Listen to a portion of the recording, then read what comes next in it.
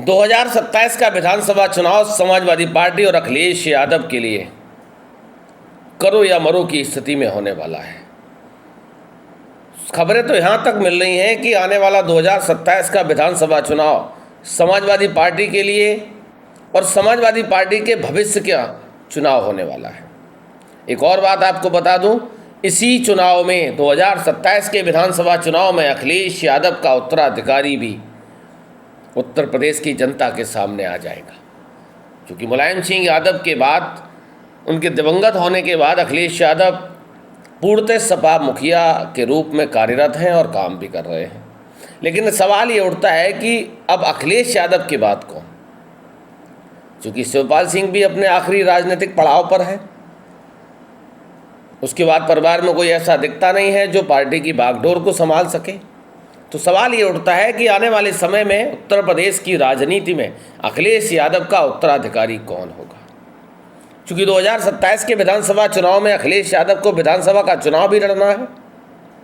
अब वो कहाँ से चुनाव लड़ेंगे? क्योंकि 2022 में मैनपुरी की करहल सीट से चुनाव लड़े थे, लेकिन इस बार चर्चा ये है कि अखिलेश यादव कन्नौज की छिबरा मऊ सीट से भी चुनाव लड़ सकते हैं। अखिलेश यादव आजमगढ़ से आलमबदी की सीट से भी चुनाव लड़ सकते हैं, या फिर 2022 की भांति अखिलेश यादव फिर करहल से ही चुनाव लड़ेंगे। ये तो निर्णय उनको लेना है, समाजवादी पार्टी को लेना है कि अखिलेश यादव कहाँ से चुनाव लड़ेंगे। क्या अगर अखिलेश यादव कन्नौज की छिबरा मऊ सीट से चुनाव लड़ते हैं तो फिर कन्नौज का लोकसभा चुनाव कौन लड़ेगा? या अखिलेश यादव आजमगढ़ से चुनाव लड़ते हैं तो कन्नौज का लोकसभा चुनाव कौन लड़ेगा?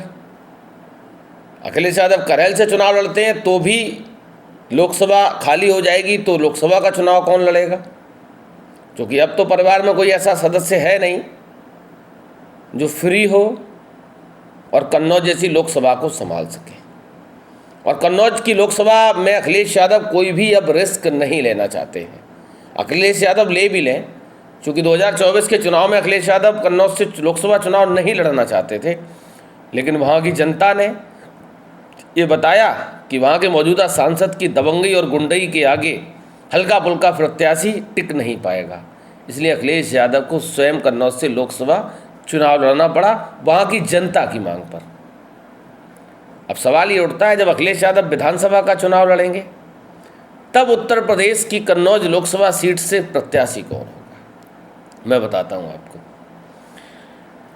अखिलेश यादव की जो बड़ी बेटी हैं, आपने देखा होगा कि अभी जब अखिलेश यादव चुनाव लड़ रहे थे तो बड़ी बेटी अदिति यादव ने मैनपुरी और कन्नौज, मतलब अपनी माँ के लिए और अपने पिता के लिए जोरदार तरीके से वोट मांगे थे, जनता के बीच जनसंपर्क किया था, और तभी ये साफ हो गया था कि आने वाले समय में अखिलेश यादव की उत्तराधिकारी अखिलेश यादव की बड़ी बेटी अदिति यादव होगी, जो इस समय विदेश में पढ़ाई कर रही हैं और अक्सर राजनीतिक गतिविधियों में दिखाई भी देती हैं, कभी अपने पिताजी के साथ, कभी अपनी माताजी के साथ। और अक्सर अगर माताजी के साथ, जब मैनपुरी का लोकसभा चुनाव हो रहा था तो बहुत बारीकी से हमने भी देखा था और बहुत जनता ने भी देखा था सोशल मीडिया पे किस तरीके से अदिति यादव अपनी माँ से राजनीतिक गुरुमंत्र सीख रही थी। अभी पूर्वांचल के एक कार्यक्रम में अखिलेश यादव के साथ भी अदिति यादव दिखाई दे रही थी। तो अब सूत्रों के और अंदर खाने जो चीज़ें निकल कर आ रही हैं वो यही निकल कर आ रही हैं कि आने वाले समय में अखिलेश यादव की उत्तराधिकारी के रूप में उनकी बड़ी बेटी अदिति यादव चुनावी मैदान में आपको दिखाई दे सकती है, और अखिलेश यादव की उत्तराधिकारी के रूप में भी, समाजवादी पार्टी के आने वाले भविष्य के रूप में भी, और अखिलेश यादव की राजनीतिक विरासत को आगे बढ़ाने के रूप में भी। अब चूँकि देखने वाली बात ये होगी, क्या अदिति यादव लोकसभा चुनाव लड़ती हैं तो स्वाभाविक सी बात है कन्नौज जैसी सीट से जीत भी सकती हैं और जीत भी जाएंगी। लेकिन क्या सैफई परिवार अब अदिति यादव के नेतृत्व को स्वीकार कर पाएगा? क्या अदिति यादव अखिलेश यादव जब उनकी राजनीतिक एंट्री कराएंगे तब परिवार में सहमति बन पाएगी? क्योंकि परिवार बहुत बड़ा है, परिवार में सबके अपने अपने बेटे और बेटियां भी हैं।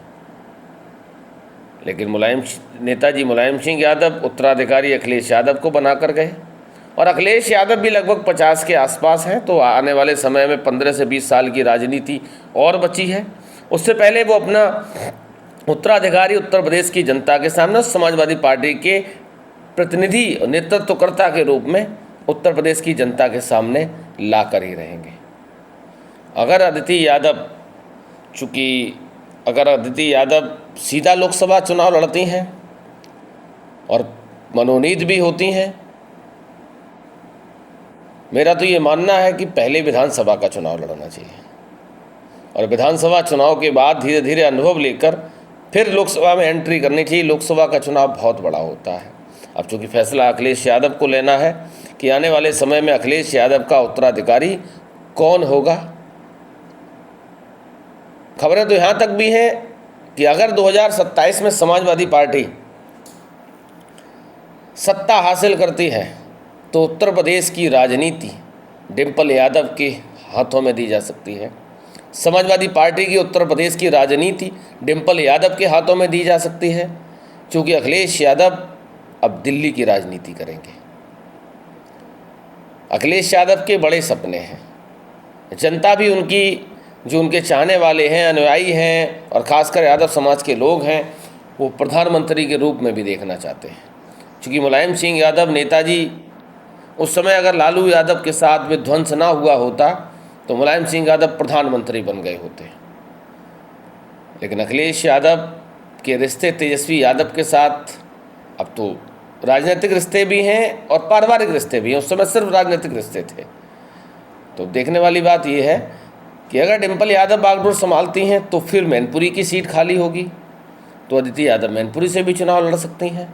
लेकिन ये कन्फर्म है कि 2027 के विधानसभा चुनाव में समाजवादी पार्टी और अखिलेश यादव अपना उत्तराधिकारी और समाजवादी पार्टी का भविष्य उत्तर प्रदेश की जनता के सामने हर हाल में लेकर आएंगे, क्योंकि इसके बाद 2029 का चुनाव है और 2029 का बड़ा चुनाव है और 2029 का चुनाव दिल्ली का चुनाव है। लेकिन 2027 का चुनाव उत्तर प्रदेश का चुनाव है और उत्तर प्रदेश की राजनीति में किस तरीके से समाजवादी पार्टी 2027 के विधानसभा चुनाव में एंट्री करेगी, ये तो आने वाला वक्त बताएगा। लेकिन आप लोग कमेंट में बताइए, क्या नेताजी मुलायम सिंह यादव की विरासत को अखिलेश यादव ने अच्छे से संभाला है और क्या अखिलेश यादव की विरासत को, डिम्पल यादव की विरासत को उनकी बड़ी बेटी अदिति यादव इनसे बेहतर संभाल पाएंगी?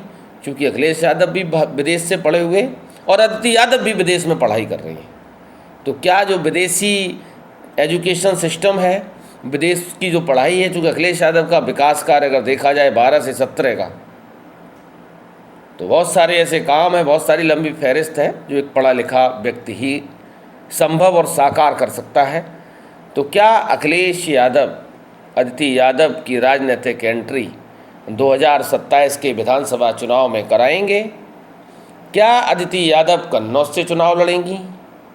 क्या अदिति यादव मैनपुरी से चुनाव लड़ेंगी? क्या उत्तर प्रदेश की राजनीति अगर समाजवादी पार्टी सत्ता में आती है तो डिम्पल यादव के हवाले हो जाएगी? अखिलेश यादव केंद्र की राजनीति करेंगे, दिल्ली की राजनीति करेंगे? क्योंकि इंडिया गठबंधन के ऐसा कोई भी नेता नहीं है जिससे अखिलेश यादव के संबंध खराब। तो आप लोगों के कमेंट का इंतजार रहेगा कि क्या 2027 के विधानसभा चुनाव में समाजवादी पार्टी वापसी करेगी, और वापसी अगर करती है तो अखिलेश यादव और डिम्पल यादव का उत्तराधिकारी उनकी बड़ी बेटी होंगी। अगर होंगी तो आप लोग कमेंट में बताइए कितना सफल हो पाएंगी।